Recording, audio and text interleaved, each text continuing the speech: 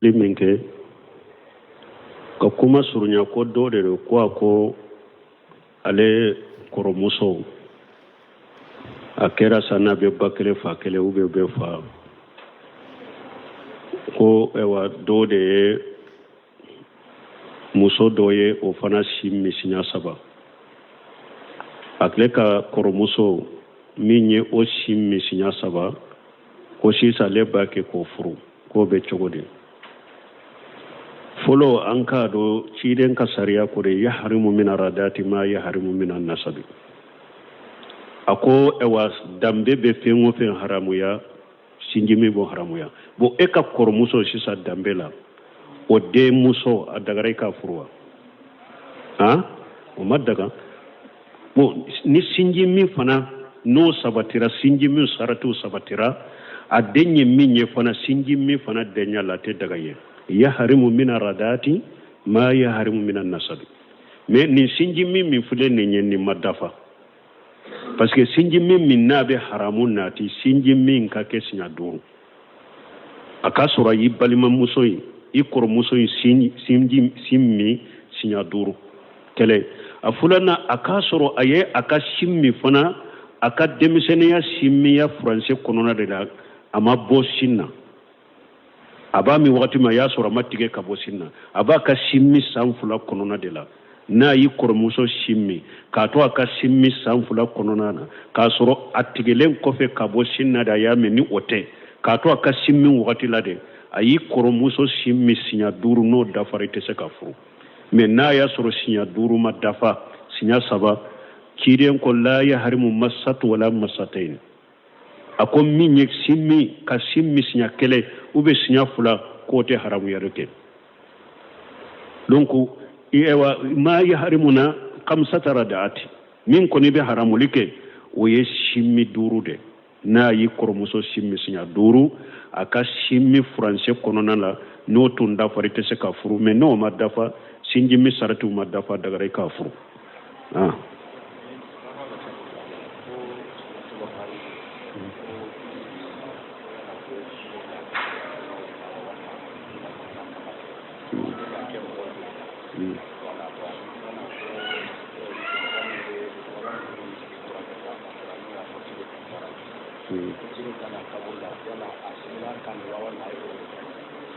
bon ɲininkali fɔlɔ de ye nin ye ɲininkali fɔlɔ o ye salatul khaibu yala sunna dɔ cogoya bɛɛ la ciden y'a kɛ sunna dɔ cogoya bɛɛ la ou bien cogo juman don salatul khaibu ye min ye fɔlɔ ka salli su ka su min ne a t'anw ɲɛ kɔrɔ su fatura dugu wɛrɛ de la aw bɛ yɔrɔ wɛrɛ a ka salla ka u b'a fɔ de ma salatul khaibu o ciden y'a kɛ najasi kan habasa ka masakɛ min tun bɛ yen ni sebaw taara a fɛ n'u ya tora sɔrɔ maka ciden k'u ka hijira kɛ u ka taa fɛ masakɛ dɔ o y'a sɔrɔ kafiri dɔ de mais kafiri min don a telelen don mɔgɔ tɛ tɔɲa fɛ sebaw taara fɛ o kɔfɛ a yɛrɛ silamɛyara a silamɛyalen kɔfɛ a fatura ka ciden tɔ ɲɛnamaya la ala ye jibrila ci ciden ma k'a ka fatulu fɔ ciden ye bon ciden ko sebaw ma a ye bɔ an ka salila ka balima kan ciden tɛmɛnya sebaw ye u sallira ka salatul khaibi ciden ye nin kɛ mais yala sunna don mutalaka salatul khaibi yala nin kɛrɛkɛra ni ciden de ye wa dole kibaw ko kuma sale kɛrɛkɛrali tɛ ya dɔn maliki majabi b'a fɔ min kasais rasulillah maliki majabi la ko nin ye ciden ka kɛrɛkɛra fɛn de mɔgɔ wɛrɛ ta ten mais majabu tɔ la ko a ma kɛrɛkɛrɛya ni ciden ye o de ye kuma sahalen ye mais yala an bɛ salli su bɛ ka sɔsɔli b'a la min ye Sheikh Albani Sheikh Ibn Usaimin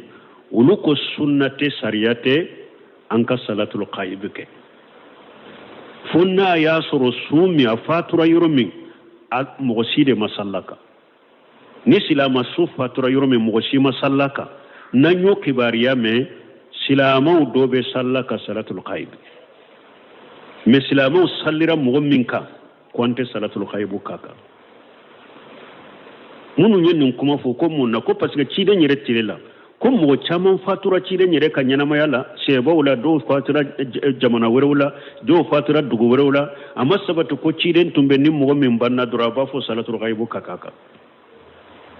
ko a y'a kɛ najasi ka najasi tun bɛ yɔrɔ min a kelen de tun b'u cɛ la silama ye tuma min a fatura ciden ye salatul ghaibu ka ni sebaw ko o la ko ni mɔgɔ min su sara silama sara yɔrɔ dɔ la an y'a dɔn ko mɔgɔ si ma salla kan ni silama minnu ɲɔgɔn dɔ a bɛ salla kan hari n'a n'a tɛ ɲɔgɔn kan salatul ghaibi mais salli kɛra min kan an tɛ salla kan ni ye dɔnnikɛbagaw dɔ ta ye dɔw ko ayi salatul ghaibi sunna dɔ a bɛ kɛ mais su bɛɛ de tɛ ibn baji b'o kan su bɛɛ tɛ dɛ mais su min n'a y'a sɔrɔ titiri b'a ye jɔyɔrɔba a y'a kɛ silamɛya la misali la ibn baji n'a ɲɔgɔnnaw ibn seminu n'a ɲɔgɔnnaw sheikh albanu n'a ɲɔgɔnnaw sheikh abadi nunu hafijahumullah sheikh salihu afawjani nunu mana sumi ni ewa doni ke baga de do aye jɔyɔrɔba de kɛ silamɛya kɔnɔ ko ni o fatura salli be kɛ o ka salatul qaib mais sumi to o cogo la silama sumi to cogo la ni silamaw do sallire ka doro ya wasake ibn baji ben ninka rahimahullah su bete de mais karamani bonyane jɔyɔrɔ be sumi nye silamɛya la komi doni ke baga ba ou be nafolo tigi ba don a ye silamɛya dɛmɛ ka financer n'a ka nafolo ye o nafolo tigi sugu fana n'a fatura salatul ghaibu bɛ se ka kɛ a fana a ye jɔyɔrɔ min kɛ silamɛya dɔw bɛ nin kan donc salatul ghaiba sosolinin fila de b'a la minnu fana ye nin fɔ ko su bɛɛ tɛ dɛ mais su min ye jɔyɔrɔba kɛ diinɛ la ibn baji bɔ o kan ne ibn Uthaymeen rahimahullah ani min ye Sheikh Albani olu ko salatul ghaibu tɛ kɛ su ka fɔ su min ni mɔgɔ ma salla kan ibn Uthaymeen rahimahullah tun bɛ nin cogo la tun bɛ nin kan mais a ko nin ko sugu Saudiya ni fatur min kɛra bombaji fatulen Saudiya masakɛ y'a ɲamariyali kɛ Saudiya ka trottoir bɛɛ Saudiya ka misiri bɛɛ ka salla ka salatul ghaibu ibn Baz ke fatule a kɛra Saudiya masakɛ y'a ɲamariya di Sausura dugu bɛɛ ka salla ka salli kelen kɔfɛ ka haramu la a ko bɛɛ ka salla ka mɔgɔ bɛ yɔrɔ min yɔrɔ a ka misiri ka salla ka Ibn Samir rahimahullah a ko nuna ɲɔgɔnna ni faama y'i ɲamariya a ko i b'a kɛ hari na a tɛ e bolo ko sunna don ni faama de y'i ɲamariya nin ko sugu la kana sɔsɔli kɛ ninnu na i bɛ ninnu kɛ faama ka ɲamariya kama parce que a min ɲamariya ni ala sɔsɔ ye Ibn Samir fana bannen Saudiya masakɛ y'o ko kelen kɛ a y'a sɔrɔ a t'a ye ale yɛrɛ bolo salatul ghaibu a bɛ kɛ su de kan ni salli ma kɛ min kan mais ni salli kɛra min kan a tɛ k'i kan mais ale fana bannen masakɛ min tun bɛ a ko bɛɛ ka salla kan salatul ghaibu a ko Saudiya dugu bɛɛ ka salla kan salatul ghaibu misiri bɛɛ sallira fana kan salatul ghaibu donc salatul ghaibu ni sɔsɔli de b'a la kuma sahalen ye min ye ni salli kɔni kɛra su ka dɔrɔn a ma jare an ka salli ka tuguni olu ye min sa Sheikh Albani ni Sheikh Ibn Uthaymeen ninnu bɛ min kan mais ala kulli hal ninnu n'a ɲɔgɔnnaw sɔsɔliw b'u la dɔnnikɛbagaw ni ɲɔgɔn cɛ masalati sihadiyaw de don n'i bɛ yɔrɔ la a ka faamaw ou bien ka diinɛ ɲɛma minnu bɛ silamɛ ɲɛma minnu bɛ n'u y'aw ɲamara ni nin ko sugu ye kana fɔ a tɛ ne bolo sunna ye ne t'a kɛ la ni faama y'i ɲamara nin ko sugu la a ɲamariya bolo amuru fɛ i b'a kɛ Ibn Saminu tun b'a kɛ ni faama y'u ɲamariya la a b'a kɛ mais ale bolo donc sunna tɛ fo n'a y'a sɔrɔ salli ma kɛ min kan nin ye fɔlɔ jaago ye bon filanan ko min tun bɛ cilen ka misiri fura irwaye dɔw b'a fɔ muso irwaye dɔw b'a fɔ cɛ a tun bɛ cilen ka misiri fura de ka kasajalan ko misiri kɔnɔ a fatura ni sufɛla de bon o su in na sebonw ka taa ciden kunu ko u ye nin fatili ko f'a ye o ma diya u ye ciden bonya n'a karama kama u ye a ka kooli n'a ka kasankali kɛ ka salli k'a ka suko kɛ ni sufɛla in ye sani dugu ka jɛ o ciden ye ɲɛma min ye a ɲinalen tɛ mɔgɔ si kɔ i ye fanta ye i ye kɔmɔgɔ ye i ye ɲɛma ye se b'i ye o se t'i ye o ciden ka hakili bɛ bɛɛ la dugu jɛlen ciden ye kɔrɔsili kɛ a m'a ye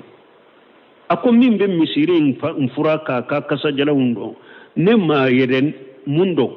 u ko ciden ma ko a banna su rɔ an y'a suturali kɛ ciden ko aw banna aw tun bɛ ne ladɔnniya o la atum bella dunya wala dulluni ala qabrihi ubi ala qabriha awa ko ayta ka kaburi ranna shebo bilala cide ne sallallahu alaihi wasallam utara ka kaburi ra cide na baqiya kaburu cela ko ciden tala yeddo wude ko ba sallira kade ciden sallira kade a sallira ka kabur kade donc bunu semi ko rahimahullah ako ate don ka hakili la fana ko ani jama min tara munun tara kaburu ira la kulu fana be joka ciden ne sallila nute salli o fana sallira ka fara ciden ka a sallira ka kaburu ka aw akon nin kaburu tigun nka sallili ninka akera sababu ye kaburu tigi be ala ya be ka kaburu noru ye donc nin kera donc salli de baka wode ya to don ke bawo ko hari hada madem fana sutura len ko fe salli be ka kaburu ka mana an fulen min na ni mo do sara sisa ambe aywa Allah sago tile saba nyuguna akakara sabe yamfe pura ka sallaka sunna ye min ye ni su ko ni fatura ci den ko anka ka ko teleya don kuma ko kan mo min be kofe ni onana abe sika ta sallaka kaburuka ni nana ay ibasu don na sane kana na kade be ta sallaka kaburuka do wude do bashi ta ka salli be ke kaburuka mo don kuma do ba ke saratiye ko yibe salli kaburu minka aka soro kaburu tugimbe fatu wakati mo ya soro ebe dunya kono ne na ya soro kaburu tugimbe fatu wakati mo ya soro ema wolo yere ko obe fatu wakati mo e soro salli dunke donc ko ite salloka ko min e wan fatura wakati mi aye e soro salli dunke ko ibe sallaka do ba ke kalo kele nyoro do ba ayi kaburu salli be kaka ibn samil be min fa ko don ko do ko na ka jatemina aka sura tigibe fatu wakati ma ya soro ye salli dunke ibe se ka salli fenka donc la ibe sallaka donc salli be ke kaburu ka hari na ya soro mo sallirala salli be kaka komi ibe salli ke suka chokomi de kaburu kunyanfa ibe kaburu toini koronche aka chedo kaburu kunyanfa ibe joy ka sallaka komi asu na dalembe ko ribe sallaka chogomi ni muso de do kaburu chamanche ibe joye ka kaburu to ini koronche a chamanche ibe joye ibe sallaka ni mo fana bu nofe donc ni ewas mo be su kan salli be joy ko fe chogomi be joy ko fe kabari nani de do do munum be fo su ka salli ro de be fo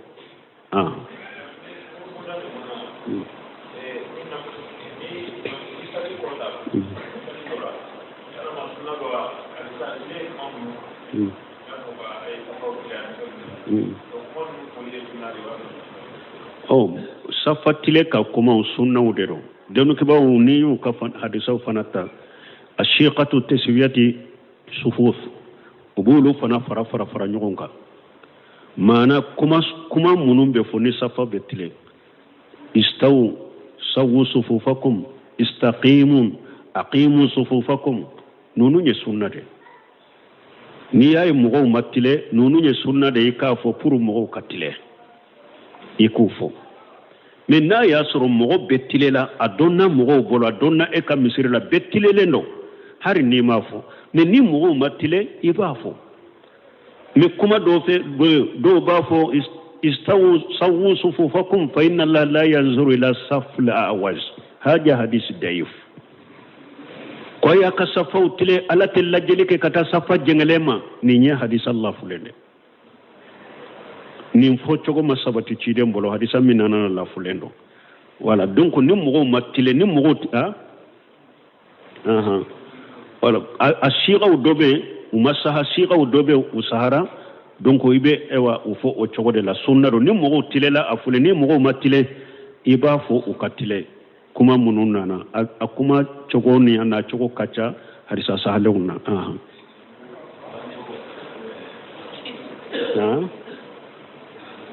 har nuko istawu o wasara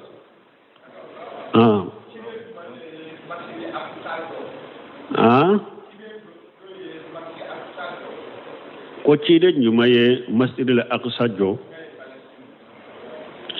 hadisa sahalen nana uye cide nyinenka ko alikaba jonya jo ko ibrahim misiri fulo ko misiri folo ye juma ye diɲɛ kɔnɔ ko alikaba o ko alikaba kɔfɛ misiri filanan ye juma ye a ko baitul maqdis o ko jɔn y'a dila ko Sulemani ibn Dawuda ko o de y'a jɔ donc o de ye baitul maqdis jɔ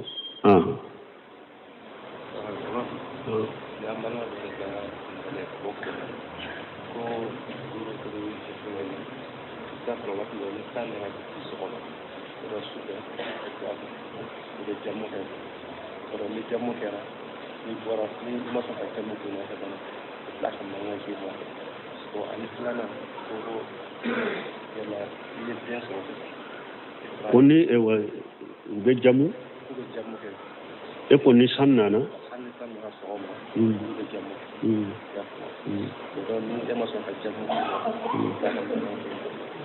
u bɛ mun kɛ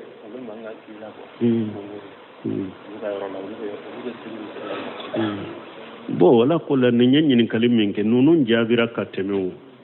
ninnu fɔra derisu la ka caya ya ka tɛmɛ ko dɔw de do ko olu bɛ kɔnko de ko olu ka misiri hali ni sanji nana sɔgɔma de la sufɛla de la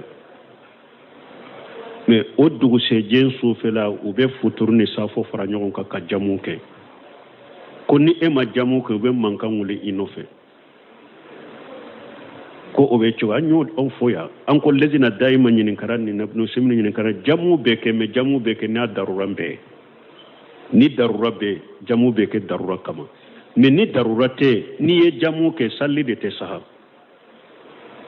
mɔgɔ ka mankan ci la de ou bien i ka sali de ala fɛ i ka sali masa i bɛ jɔn ta i bɛ juman ta aqimu sala inna salata kanat lil mu'minina kitaban mawquta wagati de bɛ sali la a ka wagati kɔlɔsili fana ye farida de donc ni jamu darura bɛ ni mɔgɔw ye jamu kɛ u nɔfɛ ni jamu darura tɛ n'i ye jamu kɛ sali de masaha sali de t'i ye donc o la jako i bɛ bɔ de i bɛ taa ni sali wagati sera i bɛ sali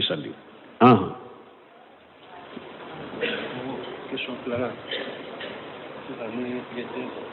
ko fa de kan ka tɔgɔ da wa ou bien e min ye denmansa e de kan ka den tɔgɔ da denmansa jumɛn musoman ou bien i n'a fɔ i fa ou bien ni e ye den sɔrɔ i fa kan ka tɔgɔ da wa ou bien e de kan tɔgɔ da bon ko a ka ɲininkali filanan ko n'i ye den sɔrɔ e fa de kan ka tɔgɔ da i den na ou bien e den wolo fa de bɛ tɔgɔ da i denw na mais an ka ɲɛnamaya kɔnɔna na bonya kɔnɔna na bangebaga bato kɔnɔna na karama kɔnɔna na ni e ye mɔgɔ ye i fa bɛ i maralen b'i fa bolo bonya ni karama i b'a to i fa bolo a ka tɔgɔ dɔ a la tɔgɔ ɲuman ka kɛ den na dɔrɔn baasi t'o la mais sinon den tɔgɔ dali b'a fa de bolo fa de bɛ tɔgɔ da i den na a ka denkunde saga fagali bɛ e de kan mais an marala cogo min bonya ni karama ani bangebaga bato n fa de bɛ tɔgɔ da n denw na baasi t'o la i k'a to a bolo mais tɔgɔ ɲuman ka kɛ denw na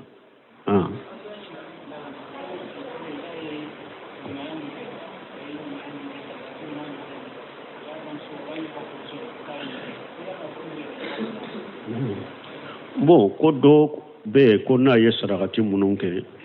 ko a b'a fɔ a bamuso na n'a ye ɲumanya kɛ a b'a fɔ a bamuso ye o bɛ don yɛrɛjira kɔnɔ wa yɛrɛjira kɔni bɛ sagi ka taa ŋaniya de ma innamal a'malu binniyati wa innama likulli imrin ma nawa baara si tɛ kɛ n'a tɛ kɛ ni ŋaniya ye ciden ko ye min ŋaniya o de b'i ye n'a y'a sɔrɔ ale b'a fɔ a bangebaga yɛrɛyira de kama pour a bangebaga k'a dɔn a ka taa fɔ mɔgɔw ye yɛrɛjira don o bɛ sagi ka taa ka ŋaniya de ma mais ni a y'a fɔ a ba ye ni bonya ni karama de ye n ye nin kɛ n bangebaga ka bɔ a kalama a ka nisɔndiya n'a ye parce que nin ko sugu ka di ala ye ni n ye ɲumanya kɛ n balimaw ye ka sinji tugu kɛ ka sarakatiw bɔ o de ka di n bangebaga muso ma o de b'a nisɔndiya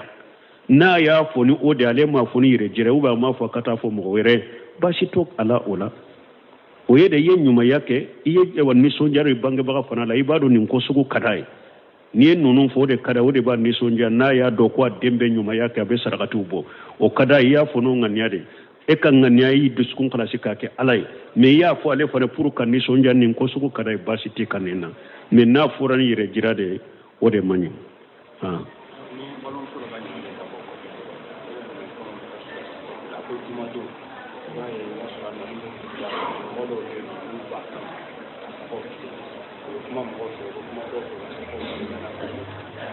bo ko do ko ulu ka misiri la juma do almami be kutuba la do be safatile u be kuma mo fe u be cogodi wote be safatile li be ke sani kutuba ka damina de ni almami koni ye kutuba damina kuma te daga mo siye foni mo mi ba ke ka almami nyini ka ko dola o nyona sabati da ciden tilela ka to mimbari ka do nana ma ko ne ni mo de dinka dina do la duniyan ka dina la ciden jigina mimbari ka u ye sigilan dama ka siga ka tigi la kala ka dina la ka dina nya foy ka sagi ka taka kutuba timme ani dondola ka e wasule kele kata fanina na sigira amata si masjidi ke ciden nya to mimbari ka ko sani e ka sigi e ye misiri folera kan fula ka ko ya ko wuli ka salli ko surnya na dola kele na le mambe kutuba ka ika arakan fula salli misiri foli ko surnya tuma mi sanji geleyara do wulila misiri kona ko ciden ma awa ako ewa dabaw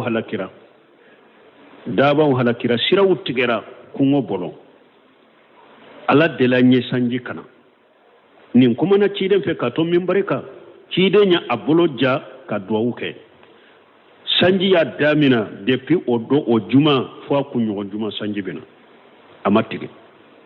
akunyogo juma uche kele ube che wara donna ciden ka ko nima ala deli sanji in ka jom kogo binade dabaw halakira de ciden ya bolo ta ko allahumma hawalaina wala alaina ako ala ika sanji nyilema ka ewa ka ajiga an kerefe akana jiganga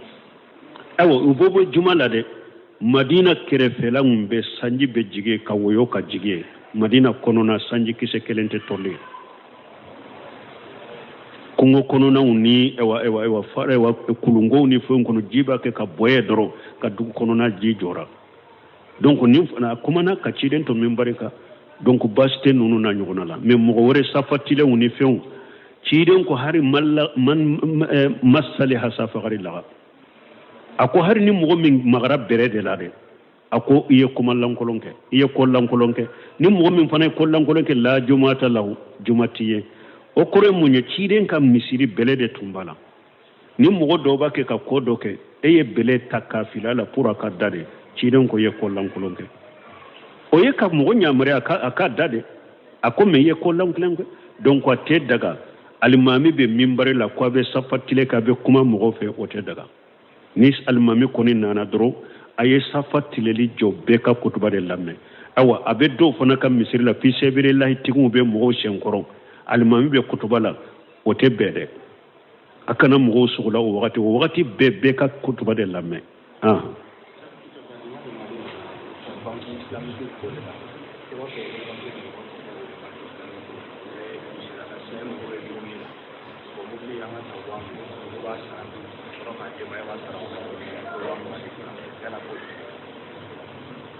bon ko do ye ñininkali ke ko banque islamique don ke ba ma sonne may refolo o ko banque te ko iba fo mimma ko banque islamique de fule ni parce que Cheikh Albani ko aka fo ko banque islamique ko ale ma sonne ma ko parce que banque cité ko abese ka baraka islamiya sariya ka 100% ako hari ube min wole ko banque islamique iba soro eni riba banque mu de be baraka nyon fe est-ce que bese ka ki damana ni riba baraw e banque dilolente nyona banque u bese ka fasamante nyona na ya soro nimbe baraka ni iriba 100% ewe baraka ni iriba sisa sabuina filmia mana e ka be barake mana e ka bi wolon fula de iriba me e ka bi saba imbe iriba tola 30% do fana be se ka ewa barake fana banki do fana be se ka ke e ka bara ni atila kemeye bi duru imbe bara chogo nyumaye bi duru inde iriba bola do fana be se ka ke e ka banki barake nyogonya keme bi wolon fula nye bara sariya halala maye iriba bi bolo bi sabadela donc kawsa nyogonya ni katani chogola ne ka fo banki islamique 100% ote o kawsa nyogonya kone donc nanye nindo banque ko sa har saudi ka banque fule nin cogo de la don ke ba yo fatawa ke ba fo ko banque islamique ko ay o kawsa nyogo nyai ribala o kawsa nyogo nyai ribala do ye iriba bara chama nye ka toy donc ubu yere fosi min ka iriba ye 100% ube min ka iriba kacha munum makobu ka dina la nafulo tugu bu kan nafulo sama ka boye bolo kata banki la min ka la hala fana kanye e debe saudia banki o kawsa nyogo nye wala me ka soro diya kono ko banque islamique de be 100% be barakeni e wa islamiya ye miya bi miya otede anini ndonna afule ka bara chogo min fo ko banque islamique ko ni emma ko be mobile dola ni e ko mobile ni joliro ni mobile nye wa mugande uluba mobile sa wa muga ka fere e ma sisa wa bisaba ne juru de do iba sara doni ko nimbe chokodi ba fo nimre ma al bayu taqsit ni taqsit o yenninde me doni ke ba ko chogo ya fula de do na ya soro banki min fule ne na ya wala ko banki islamique abe mobile min fere ema aya soro mobilin sanne bale bolode abaka parakini de la ayere ka parakini de ba bola ay mobilin sakaba na ka worije mobilin maralemba boloye ena nay konni mobil qualité de karine awa ako sisa ni worije de be bolo mobilin ye wa mugade me ni bata juru de la wa bisabade abbe na wa bisabade ka juru ka yata basi tala me aya soro alaye mobilin sa maralemba bolo akera taya ya feri manin chogola jurula basi tala ni mobili maralente ale bolo e nana ale mare bankima ni mobili sugu kadine a ube mnebe mobili fere ewa ako mobili konite an bolo meta parakini la mobili be fere yoromi tai mobili min kadiye ikota ni yota apriye minye ni wa mugande do an be wa mugayi sara mobili tigi ma mebe wa bisaba sarana ni nye fere de kata iribama ni nye haramude ni mbara nyogo nabe banki bolo ye haramude ni be mobilin ferama wa bisaba akasoro eye mobilin sani ka worje amara lembi bolo o ko fe ba ferale ma jurula ka do daka me ka mobilin to mo wore marala ta karasafe ni na be na mobilin min nay kota an be mobilin worje uma e ba sara aw ma wa bisaba ni nyeri bade abe komi yewa mugan jurude do ala ka sara wa bisaba ni tebbe ni nya haramu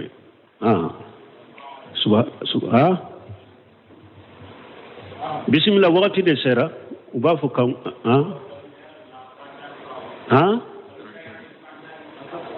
ay woy wakati wure inshallah umi wakati yan suru ka subhanakallahumma rabbana bihamdika ashhadu an la ilaha illa anta astaghfiruka wa atubu ilaik aliminke ka kuma surunya ko dole ko ale koromuso akera sana be bakere fa kele ube be fa ko ewa dole muso doye o fana simmi sinya saba akle ka koromuso minye o simmi sinya saba ko sisa le bake ko furu ko be chogode folo an ka do ciden ka sariya kore ya harimu min aradati ma ya harimu min annasabi ako ewa dambe be fengo fen haramu ya sinjimi bo haramu ya bo e ka kormuso sisa dambe la o de muso adagare ka furwa o madaga bo ni sinjimi fana no sabatira sinjimi saratu sabatira adenye minye fana sinjimi fana denya late daga ye yaharimu min aradati ma yaharimu min an-nasabi mais ni sinjimi min fule ni nyenni madafa parce que sinjimi min nabe haramun nati sinjimi ka kesinya duru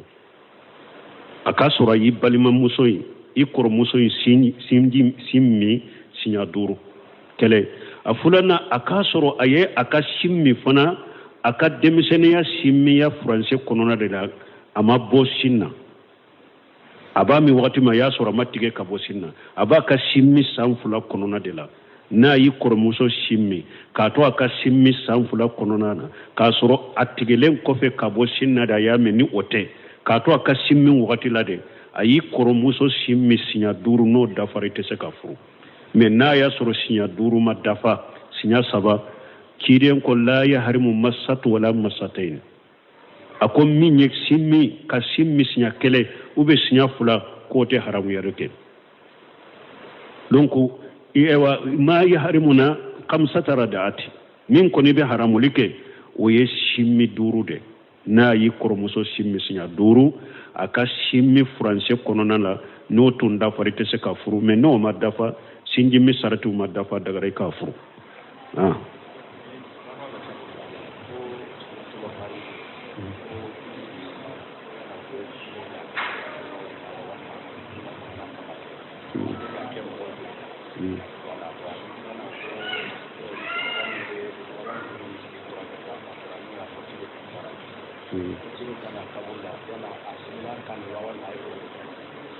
bon ɲininkali fɔlɔ de ye nin ye ɲininkali fɔlɔ o ye salatul khayib yala sunna dɔ cogoya bɛɛ la ciden y'a kɛ sunna dɔ cogoya bɛɛ la ou bien cogo juman don salatul khayib ye min ye fɔlɔ ka salli su ka su min ne a t'anw ɲɛ kɔrɔ su fatura dugu wɛrɛ de la aw bɛ yɔrɔ wɛrɛ a ka salla ka u b'a fɔ de ma salatul khayib o ciden y'a kɛ najasi kan habasa ka masakɛ min tun bɛ yen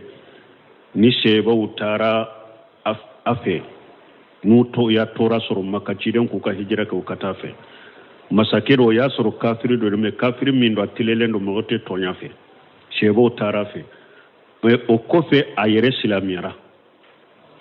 a silamɛyalen kɔfɛ a fatura ka ciden to ɲɛnamaya la ala ye jibrila ci ciden ma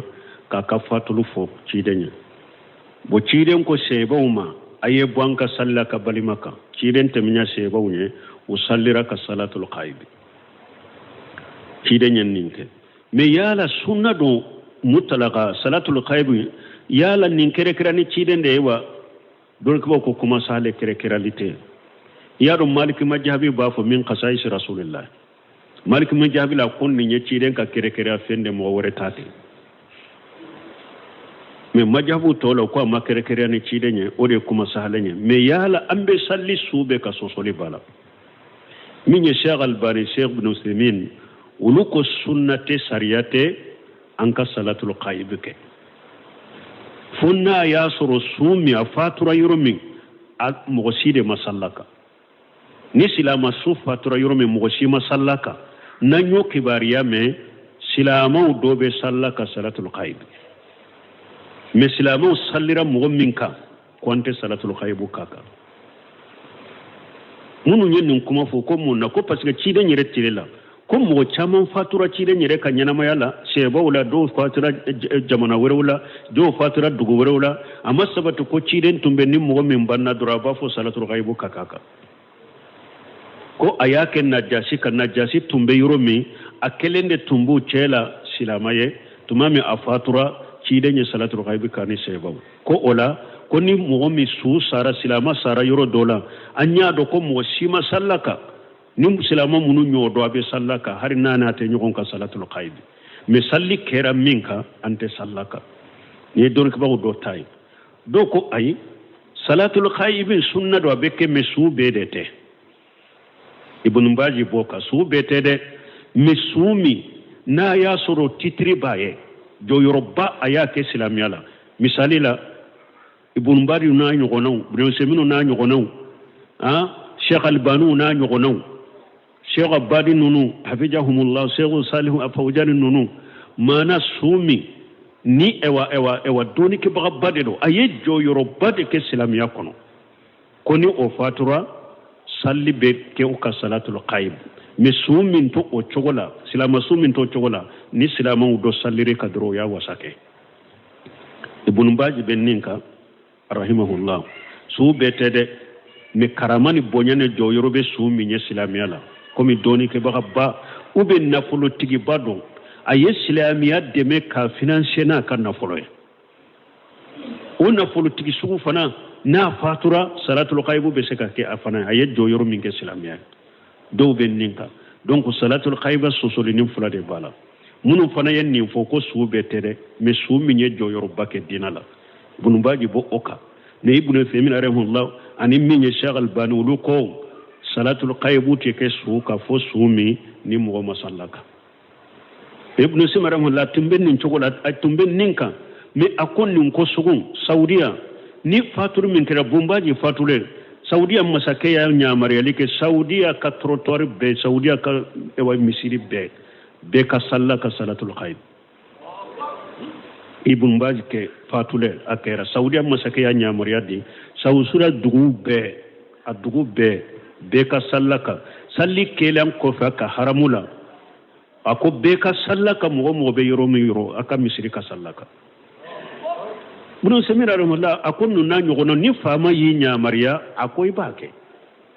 harin na ate e boloko sunna do ni fama de yi nyamira ni ko sugula kana sosoli ke nonu na ibe nonu ke fama ka nyamariya kama parce que mi nyamara ni ala sosoy do semu fana banne saudiya masake ko kelenke ay asura tayi alayre bolo salatul khaybun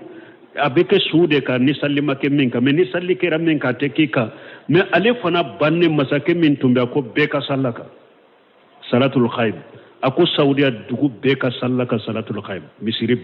be sallira fana ka salatul khayb donc salatul khayb ni so solide bala kuma sahale nya minye ni salli ko ni kera suuka doro amajare anka salli ka tuguni ulu ye min sa Sheikh Albani ni Sheikh Ibn Uthaymeen nunu be minka na la kulli han nunu na nyogono so solu bula doni ke bawo ni nyogonche masalati sihadiya udero ni be yorola aka famu ube kadina nyema munum be islam nyema munum be nu ya unyamra ni ko suguye kana fo atenne bolo sunna e netake la ni fama yi nyamra ni ko sugula anyamra bolo wul amru fe ibake bunu seminu tumbake ni fama yu nyamra la bake me ale bolo donc sunnate funna ya suru sallima ke minka ni nyefolo jabwe bo fulana ko ewa min tumbe ciren ka misiri fura irwaye do ba fo muso irwaye do ba fo ce a tumbe ciren ka misiri fura de ka kasa jalan ko misiri kono a fatura ni sufela de bo o suyi na sebon kata ciden kunu ko yo nin fatilu ko faye o madiya uye ciden bonya na karama kama uye aka kolina ka kasankali ke ka salli ka suko ke ni sufela ni sani dugu kaje mo cide nye nyema minya nyina lente mosiko iye fantaye iye komo iye nyema ye sebi yo seti yo cide ka hakili bebela dugu jele cide nye korosilike amaye ako mimbe misiri mfura ka kasa jala undo ne ma yeden mundo ko cide ma kwa banna suro anya suturalike cide ko au banna au atumbe ne la dunya wala atum bella dunya wala dulluni ala qabrihi ubi ala qabriha awa ko ayta ka kaburi ranna shebo bilala cide ne sallallahu alaihi wasallam utara ka kaburi ra cide na baqiya kaburu cela ko ciden tala yeddo de ko ba sallira ka de ciden sallira ka de asallira ka kabur ka de donc bunu semi ko rahimahullah ako ate don ka hakili la fana ko ani jama min tara munun tara kaburu ira la kulu fana be joka cide nya sallela nute salli o fana sallira ka fara cide ka asallira ka kaburu ka aw akon nin kaburu tigun nka sallili ninka akera sababu ye kaburu tigi be ala ya be ka kaburu noru ye donc nin kera donc salli de ba ko de ya to don ke ba ko hari hada madem fana sutura len ko fe salli be kaka kaburuka mana an fulen min na ni mo do sara sisa ambe aywa Allah sago tile saba nyuguna aka karasa be yamfe pura ka sallaka sunna ye min ye ni su ko ni fatura ci den ko an kaka ko teleya don kuma ko aka mo min be kofe ni onana abe sika ta sallaka kaburuka ni nana ay ibasu do na sane kana na kade be ta sallaka kaburuka do wude do basita ka salli be ke kaburuka bo don kuma do ba ke saratiye ko yibe salli kaburu minka aka soro kaburu tugimbe fatu wakati mo ya soro ebe dunya kono na ya soro kaburu tugimbe fatu wakati mo ya soro ema wolo yere ko obe fatu wakati mo e soro salli dunke donc ko ite salloka comme min e wan fatura wakati mi aye e soro salli dunke ko ibe sallaka do ba ke kalo kele nyoro do ba ayi kaburu salli be kaka ibn samil be min fa ko don ko do ko na ka jatemina aka sura tigibe fatu wakati ma ya soro ye salli dunke ibe se ka salli fenka donc la ibe sallaka donc salli be ke kaburu ka hari na ya soro mo sallirala salli be kaka komi ibe salli ke suka chokomi de kaburu kunyanfa ibe kaburu toni koronche aka chedo kaburu kunyanfa ibe joye ka sallaka komi asu na dalembe ko ibe sallaka chokomi ni muso de do kaburu chamanche ibe joye ka kaburu toni koronche a chamanche ibe joye ibe sallaka ni mo fana bu nofe donc ni awas mo be suka salli be joye kofe chokomi be joye kofe kabari nani de do duwa munum be fo suka salli do de be fo